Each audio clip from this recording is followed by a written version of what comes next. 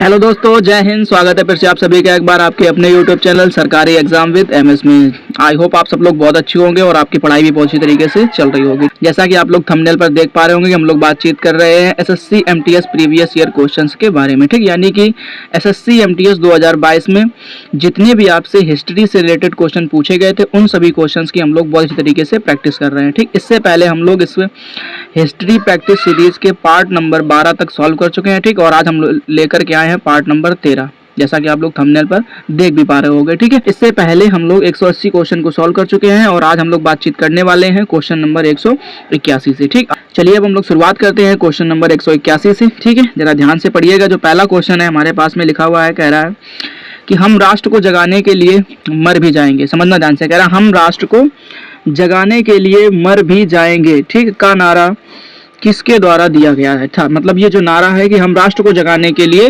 मर भी जाएंगे, ये नारा जो है वो किसने दिया था, ठीक। ये बात आपको बतानी है। जरा ध्यान से देखिए, आपके पास में पहला ऑप्शन है, कह रहा है वीर टिंकरेटजीत सिंह, ठीक। और दूसरा ऑप्शन कह रहा है सूर्य सेन, और तीसरा ऑप्शन कह रहा है पिंगली वेंकैया, और चौथा ऑप्शन कह रहा है बाघा जतीन, ठीक। तो आपको यहाँ पर ध्यान रखना है ऑप्शन नंबर डी। क्या ध्यान रखना आपको? ऑप्शन नंबर डी, यानी कि बाघा जतीन। यानी बाघा जतीन जो है इन्होंने कहा था कि हम राष्ट्र को जगाने के लिए मर भी जाएंगे, ठीक है। चलिए अब हम लोग देखते हैं नेक्स्ट क्वेश्चन को।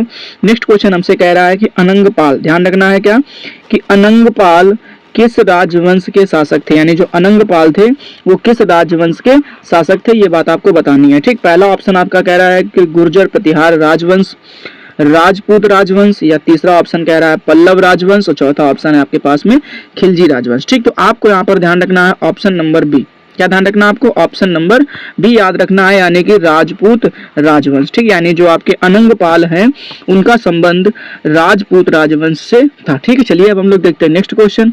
नेक्स्ट क्वेश्चन जो है वो हमसे कह रहा है क्या, स्थापत्य कला की प्रोविडा, ध्यान रखना, स्थापत्य कला की प्रोविडा शैली किस साम्राज्य से संबंधित है। यानी जो स्थापत्य कला की प्रोविडा शैली है वो किस साम्राज्य से संबंधित है, ठीक। जरा ध्यान से पढ़िए ऑप्शन को। पहला ऑप्शन आपसे कह रहा है कि मौर्य साम्राज्य से संबंधित है, दूसरा ऑप्शन है विजयनगर साम्राज्य से संबंधित है, तीसरा ऑप्शन है बहमनी साम्राज्य से संबंधित है, और चौथा ऑप्शन है गुप्त साम्राज्य से संबंधित है, ठीक। तो आपको यहाँ पर ध्यान रखना है ऑप्शन नंबर बी। क्या ध्यान रखना आपको? ऑप्शन नंबर बी याद रखना है, यानी कि विजयनगर साम्राज्य से, ठीक। यानी जो प्रोविडा शैली है वो बात आपको ध्यान रखनी है कि जो प्रोविडा शैली है वो किससे, विजयनगर साम्राज्य से संबंधित है। चलिए अब हम लोग देखेंगे नेक्स्ट क्वेश्चन को।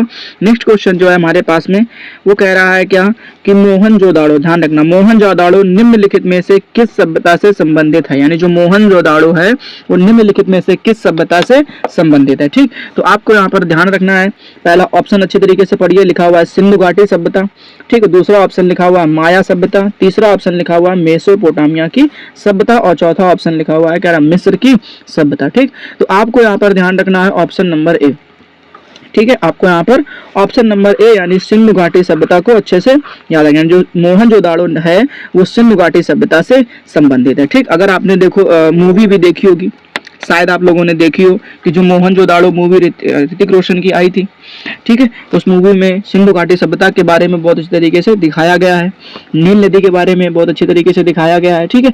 चलिए फिलहाल अब हम लोग पढ़ते हैं नेक्स्ट क्वेश्चन को। नेक्स्ट क्वेश्चन जो है वो हमसे कह रहा है कि भारत में अहोम साम्राज्य, ध्यान से पढ़िए, कि भारत में अहोम साम्राज्य में स्थित था, ठीक। यानी कहाँ पर स्थित था ये बात आपको बतानी है। जो अहोम साम्राज्य है वो भारत में कहाँ पर स्थित था, ठीक। जरा पढ़िए ऑप्शन को। पहला ऑप्शन कह रहा है आपसे विंध्य में स्थित था, दूसरा ऑप्शन कह रहा है तटीय उड़ीसा में स्थित था, तीसरा ऑप्शन है छोटा नागपुर के पठार में स्थित था, चौथा ऑप्शन है ब्रह्मपुत्र घाटी में स्थित था, ठीक। तो आपको यहाँ पर ध्यान रखना है ऑप्शन नंबर डी। क्या ध्यान रखना आपको? ऑप्शन नंबर डी याद रखना, यानी कि ब्रह्मपुत्र घाटी, ठीक। अब अगर आपसे कोई पूछता है कि जो भारत में अहोम साम्राज्य है वो ब्रह्मपुत्र घाटी में स्थित था, ठीक है। चलिए अब हम लोग देखते हैं नेक्स्ट क्वेश्चन को। नेक्स्ट क्वेश्चन जो है वो हमसे कह रहा है कि रविंद्रनाथ टैगोर ने, ध्यान रखना है कि रविंद्रनाथ टैगोर ने में शांति निकेतन संस्थान शुरू किया था, ठीक। यानी किस सन में शांति निकेतन संस्थान शुरू किया गया था? तो पहले तो आप ये ध्यान रखिए कि शांति निकेतन संस्थान जो है उसकी स्थापना किसने करी थी? तो आपको ध्यान रखना है रविंद्रनाथ टैगोर ने करी थी, ठीक। अब किस सन में करी थी ये बात आपको ध्यान में रखनी है। चलो पहले हम लोग पढ़ लेते हैं ऑप्शन को। पहला ऑप्शन आपसे कह रहा है 1899 ईस्वी में करी थी, दूसरा ऑप्शन है 1901 ईस्वी में की थी, तीसरा ऑप्शन है 1903 ईस्वी में और चौथा ऑप्शन है 1905 ईस्वी में। ठीक है, तो आपको याद रखना है यहाँ पर ऑप्शन नंबर बी। क्या ध्यान रखना है आपको? ऑप्शन नंबर बी याद रखना है, यानी कि 1901 ईस्वी में, यानी 1901 ईस्वी में रविंद्रनाथ टैगोर ने शांति निकेतन संस्थान शुरू किया था। ठीक, चलिए अब देखते हैं नेक्स्ट क्वेश्चन।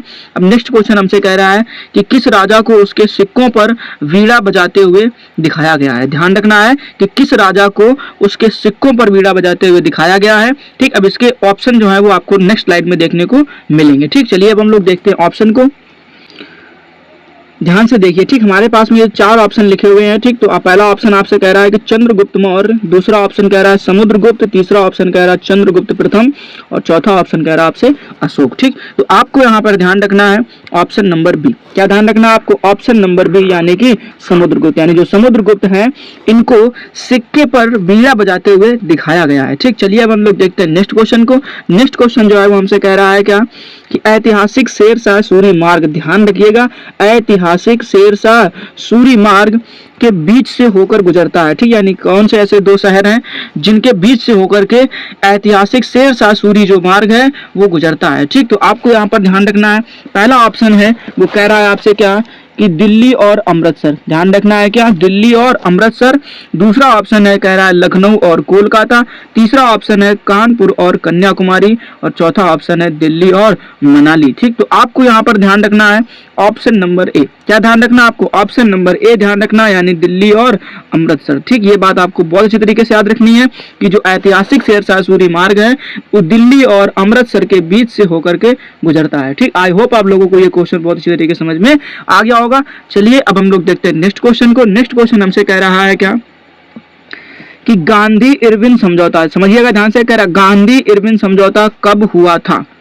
ठीक है, गांधी इरविन समझौता जो है वो कब हुआ था? जल्दी से हम लोग ऑप्शन को पढ़ लेते हैं। पहला ऑप्शन आपसे कह रहा है 1929 ईस्वी में हुआ था, दूसरा ऑप्शन है 1931 ईस्वी में हुआ था, तीसरा ऑप्शन है 1935 ईस्वी में हुआ था और चौथा ऑप्शन है 1928 ईस्वी में हुआ था। ठीक, तो आपको यहाँ पर ध्यान रखना है ऑप्शन नंबर बी। क्या ध्यान रखना आपको? ऑप्शन नंबर बी याद रखना है, यानी कि 1931 ईस्वी में। ठीक, यानी जो गांधी और इरविन समझौता था वो कब 1931 ईस्वी में हुआ था। ठीक है, चलिए अब हम लोग देखते हैं नेक्स्ट क्वेश्चन को।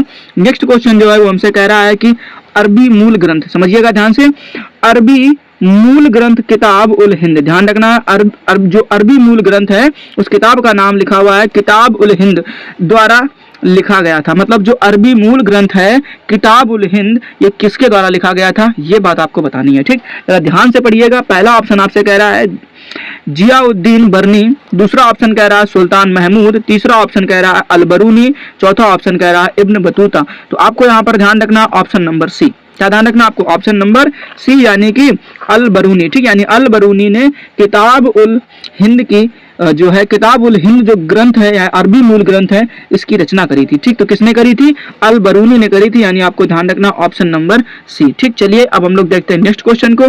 नेक्स्ट क्वेश्चन जो है वो हमसे कह रहा है कि मौर्य साम्राज्य में कई शहर थे, मौर्य साम्राज्य में कई शहर थे, निम्नलिखित में से कौन सा शहर सबसे दक्षिणी छोर पर स्थित था। ठीक, यानी जो मौर्य साम्राज्य था उसमें कई सारे छोटे बड़े शहर थे। ठीक, लेकिन आपसे पूछा गया है कि निम्नलिखित में से कौन सा शहर जो है वो सबसे दक्षिणी छोर पर स्थित था। मतलब जो आपको 4 ऑप्शन दिए गए हैं इनमें से आपको देख करके बताना है कि जो सबसे दक्षिणी छोर पर स्थित है उस शहर का नाम क्या है। ठीक, तो आप ध्यान रखिए, पहला ऑप्शन आपसे कह रहा है गिरनार, दूसरा ऑप्शन कह रहा है रूपनाथ, तीसरा ऑप्शन कह रहा है ब्रह्मगिरी और चौथा ऑप्शन कह रहा है टोपरा। ठीक, तो आपको यहाँ पर ध्यान रखना है ऑप्शन नंबर सी। क्या ध्यान रखना आपको? ऑप्शन नंबर सी याद रखना, यानी कि ब्रह्मगिरी। यानी जो ब्रह्मगिरी है वो मौर्य साम्राज्य के सबसे दक्षिणी छोर पर स्थित शहर था। ठीक, चलिए अब हम लोग देखते हैं नेक्स्ट क्वेश्चन को। नेक्स्ट क्वेश्चन जो है वो हमसे कह रहा है क्या कि तमिलनाडु में, ध्यान रखना है कि तमिलनाडु में ऐरावतेश्वर मंदिर का निर्माण ठीक है किसने करवाया था। ठीक, ये बात आपको ध्यान रखनी है कि जो तमिलनाडु में ऐरावतेश्वर मंदिर है उसका निर्माण किसने करवाया था, ये बात आपको बतानी है। ठीक, जरा ध्यान से ऑप्शन को पढ़ लीजिए। पहला ऑप्शन आपसे कह रहा है महाराजा सवाई जय सिंह द्वितीय ने, ध्यान रखना है महाराजा सवाई जय सिंह द्वितीय ने, और दूसरा ऑप्शन आपसे कह रहा है महाराजा प्रताप सिंह ने। ठीक, यानी महाराजा प्रताप सिंह ने, या तीसरा ऑप्शन आपसे कह रहा है राज राजा चोल प्रथम, ध्यान रखना है राज राजा चोल प्रथम ने, ठीक, या राज राजा चोल द्वितीय ने, ठीक। तो आपको यहाँ पर ध्यान रखना है ऑप्शन नंबर डी। क्या ध्यान रखना आपको? ऑप्शन नंबर डी याद रखना है, यानी राज राजा चोल द्वितीय, यानी राज राजा चोल द्वितीय ने तमिलनाडु के ऐरावतेश्वर मंदिर का निर्माण करवाया था, ठीक। चलिए अब हम लोग देखते हैं नेक्स्ट क्वेश्चन को। नेक्स्ट क्वेश्चन जो है वो हमसे कह रहा है, क्या, ध्यान से पढ़िएगा, लिखा हुआ है संभवतः मेहरगढ़ में कपास की खेती होती थी, मतलब कितने साल पहले मेहरगढ़ में कपास की खेती होती थी, ये बात आपको बतानी है, ठीक। तो जरा ध्यान से पढ़िएगा, पहला ऑप्शन लिखा हुआ है, कह रहा 8000 साल पहले मेहरगढ़ में कपास की खेती होती थी, या कह रहा है 6000 साल पहले मेहरगढ़ में कपास की खेती होती थी, या कह रहा है 7000 साल पहले मेहरगढ़ में कपास की खेती होती थी, या कह रहा है ऑप्शन नंबर डी 5000 मेहरगढ़ में कपास की खेती होती थी, ठीक। तो आपको यहाँ पर ध्यान रखना है ऑप्शन नंबर सी। क्या याद रखना आपको? ऑप्शन नंबर सी, यानी कि 7000 साल पहले, ठीक। तो ये बात आपको ध्यान रखनी है कि 7000 साल पहले जो है मेहरगढ़ में कपास की खेती होती थी, ठीक। ये बात बहुत अच्छी तरीके से आपको याद रखनी है, ये 7000 साल पहले मेहरगढ़ में कपास की खेती होती थी, ठीक। चलिए अब हम लोग देखते हैं नेक्स्ट क्वेश्चन को। नेक्स्ट क्वेश्चन जो है वो हमसे कह रहा है कि ज्योतिबा फुले ने निम्नलिखित में से किस संगठन की स्थापना करी थी, ठीक। यानी जो ज्योतिबा राव फुले थे उन्होंने निम्नलिखित में से किस संगठन की स्थापना करी थी, ठीक। यानी कि आपको 4 ऑप्शन दिखाई दे रहे होंगे, तो आपको इनमें से देख करके बताना है कि जो ज्योतिबा राव फुले थे उन्होंने निम्नलिखित में से किस संगठन की स्थापना करी थी, ठीक। जरा ध्यान से पढ़िए, पहला ऑप्शन आपसे कह रहा है कि आर्य समाज की स्थापना करी थी, दूसरा ऑप्शन कह रहा है आपसे कि ब्रह्म समाज की स्थापना करी थी, तीसरा ऑप्शन कह रहा है कि सत्यशोधक समाज की स्थापना करी थी, और चौथा ऑप्शन कह रहा है आपसे सतनामी समाज की स्थापना करी थी, ठीक। तो आपको यहाँ पर ध्यान रखना है ऑप्शन नंबर सी। क्या याद रखना आपको?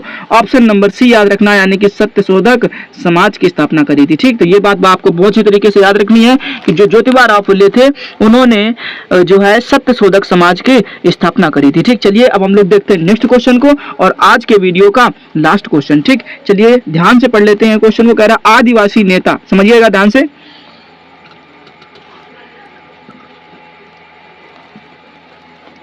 कि आदिवासी नेता बिरसा, ध्यान रखना, आदिवासी नेता बिरसा किस जनजाति से संबंधित थे, ठीक। यानी जो आदिवासी नेता बिरसा थे ये किस जनजाति से संबंधित थे, ये बात आपको बतानी है, ठीक। पहला ऑप्शन आपसे कह रहा है कि भूटिया जनजाति से संबंधित थे, दूसरा ऑप्शन आपसे कह रहा है कि गोंड जनजाति से संबंधित थे, तीसरा ऑप्शन कह रहा है आपसे कि भील जनजाति से संबंधित थे, और चौथा ऑप्शन कह रहा है कि मुंडा जनजाति से संबंधित थे, ठीक। तो आपको यहाँ पर ध्यान रखना है ऑप्शन नंबर डी।